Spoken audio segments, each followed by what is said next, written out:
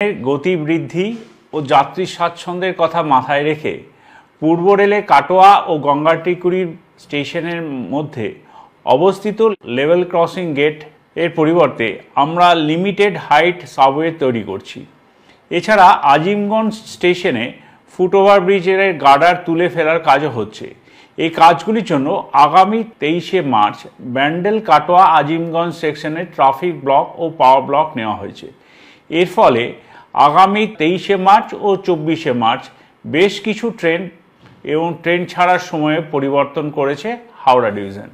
আগামী 23শে মার্চ মোট 13টি EMU local বাতিল থাকবে, যেগুলি আজিমগঞ্জ, কাটোয়া, নিমতিতা, আহমেদপুর ছাড়ার কথা ছিল।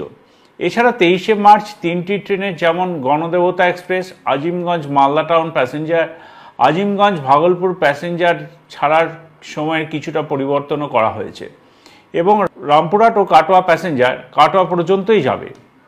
এরপরে আসি 24 তারিখে।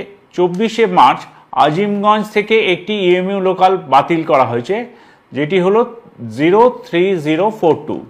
যাত্রীদের অসুবিধার কথা মাথায় রেখে 23শে মার্চ দুজোড়া আজিমগঞ্জ এবং সালারের মধ্যে বিশেষ ট্রেন চালানো হবে। স্পেশাল ট্রেনগুলি আজিমগঞ্জ থেকে ছেড়ে যাবে সকাল 8:55 ও 12:30 এবং সালার থেকে ছাড়বে 10:40 এবং 2:15। ধন্যবাদ।